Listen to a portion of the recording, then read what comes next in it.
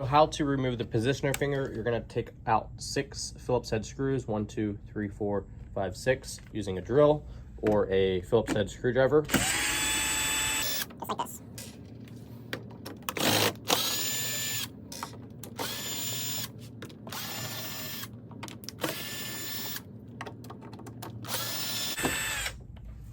Once you get all 6 Phillips head screws off, you can go ahead and take the bottom cover off your machine. Now is a good time to blow out any lint that's in this hook assembly area, and also wipe down and clean your underside of your machine. You'll also be able to tell if you're over oiling it in this time as well. So now that we've taken off that bottom cover, we're going to be finding the positioner finger, which is located right here. Okay, so you're going to be locating the positioner finger, which is this Phillips head screw right here, and you can see that finger is right along that edge right there. You can take your bobbin case out, and you can see that positioner finger is actually holding, which is kind of hard from this angle, but that positioner finger is actually holding your basket in place right there. You can see your basket. See how it bounces off that positioner finger? Sometimes thread will get caught in that area, so what you're going to want to do is you're going to want to remove it like this and take it off the machine just like so. And you can rotate this hand wheel to kind of move the hook out of the way. So this is the positioner finger. Okay, now that we have the positioner finger out, we're going to look at the positioner finger spring, which is this spring right here, and that's what's getting caught and hanging up on some of your threads when you're sewing. You can either just remove it and run it without the spring, which is totally fine. Okay, one thing to note: if you do choose to take that spring off the positioner finger, your machine will be noticeably a little bit louder. So if you don't like that, then just readjust it. But you can see that the finger is right here, and you can see where the thread goes around. So, and you can see the basket, which is the part that holds the bobbin case in place, it hits that finger side to side, so you can hear it.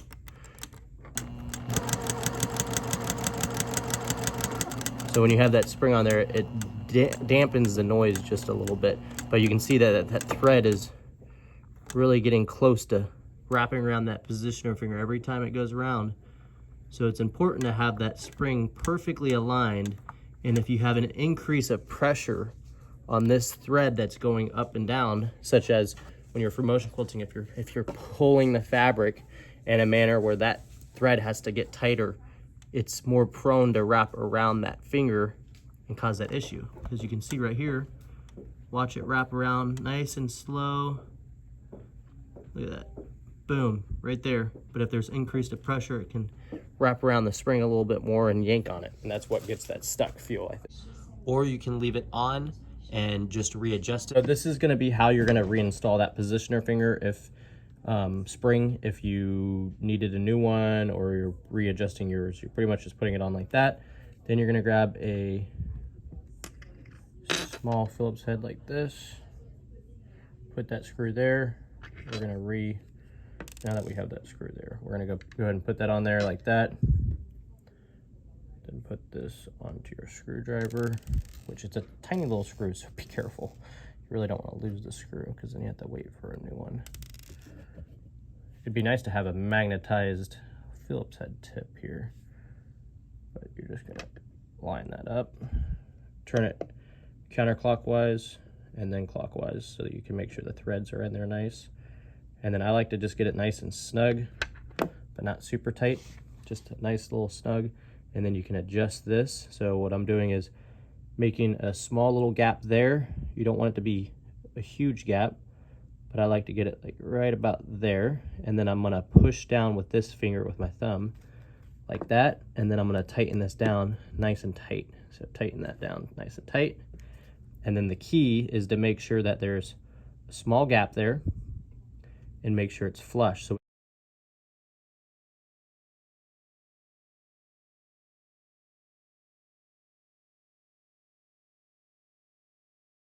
When you look at it from this angle, you don't see that little spring sticking out, poking out.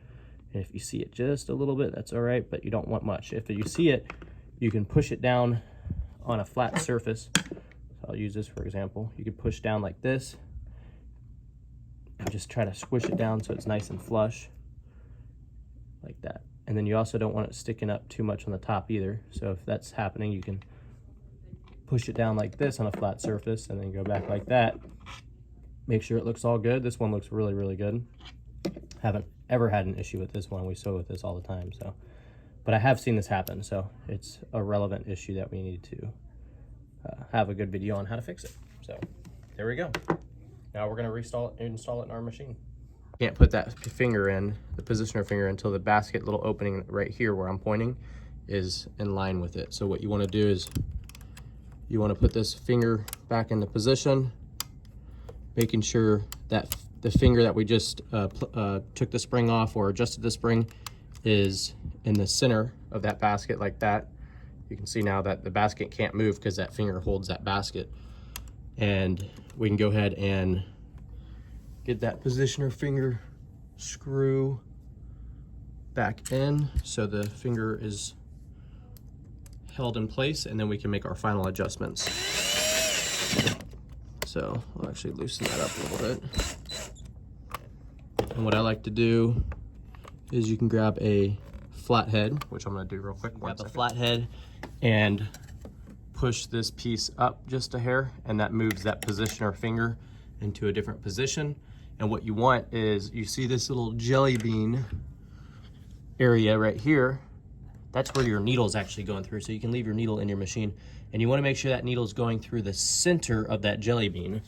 So you kinda wanna just make sure that's in the center, and if you need to adjust it, you can just push the positioner finger up a little bit to center that jelly bean to the position of that needle.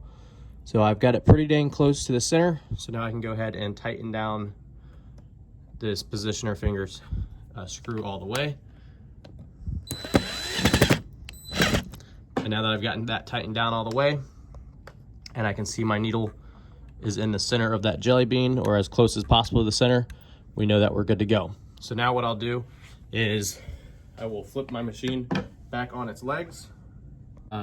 This bottom plate off. It's a good time to inspect your hook area. So this is the piece that's spinning around your machine really fast. If you have any needle slashes or any grooves in this area right here that I'm pointing to, that could cause you to have threads getting caught up or looping on your material. So now's a good time to just kind of wipe your finger, wipe your nail along this edge as you move it around, and make sure there's no imperfections on the hook assembly that's spinning around your machine.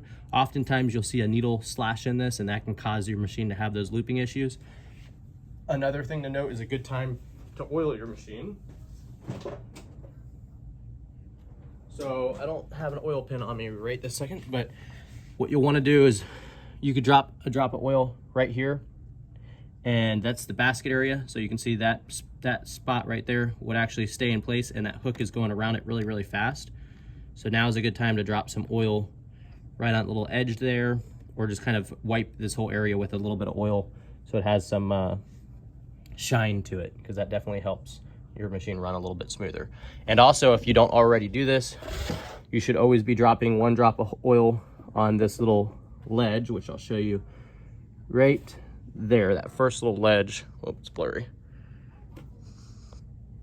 You should always be dropping one little drop of oil right on this little ledge right here after every bobbin change, or every time you go to sew. If it looks dry, you should drop some drops of oil there.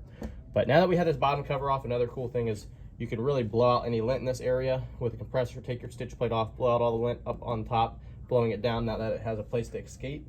And it's a great time to do a nice little in-depth service on your machine. Now I'll flip my machine back on its legs, just like this, and you can actually sew on it without that bottom cover on. So what I would do is I would recommend taking that finger spring off or adjusting it and sewing on it for a little bit as is before you put this cover back on.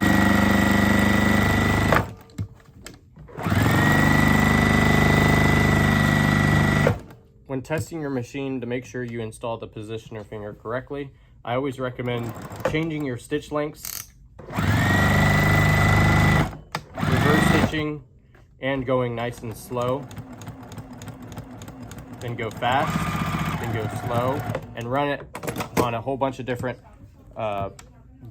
variables pretty much. So different lengths, different speeds, all that stuff before I've 100% agree that it's good to go, and then I'll throw that cover back on. And making sure the issue doesn't happen where the thread's getting caught in that spring. I recommend sewing on it for a little bit as is like this. Once you know that it's not happening anymore, or if it's continuing to happen, you can adjust that positioner finger either forward or backwards just a little bit. Sometimes just adjusting where you set this screw down, whether it's up a little bit more or down a little bit, and in relation to, it pretty much controls where that needle ends up in that little slot, that little jelly bean slot that I was showing you, where I said you have to have it in the center. You can make small adjustments and retry until you don't have that issue again, because if it's not perfectly centered, or if it's not in the perfect position for your machine's timing, it can cause that issue to happen as well. So you want to make sure that, I don't like to put the bottom cover on until I sew on it for a while, and then I don't see the issue appearing. Then I'll go ahead and put that bottom cover on. And if the issue comes back and occurs again, I'll just loosen that positioner finger screw, adjust it down just a little bit, tighten it back down, try again. Or adjust it up a little bit, tighten it down, try again. Until the issue goes away. It's usually 1 or 2 tries. Most of the time it's only 1 trial it takes, and then you should be good to go. Once you're confident you haven't had that issue for a minute, you can go ahead and tilt your machine back over, and we can go ahead and put that cover back on. So I like to just get the frame of the machine close to the edge of the cabinet. Be careful, your machine could fall if you do that, but it's the easiest way to put this cover back on. Just like so. Then I'll grab my Phillips head. Make sure you don't tighten it down too tight. You don't want to crack your plastic. Just take it down nice and snug, and put all 6 screws back in the machine. Once you get a couple in, you can go ahead and push the machine back.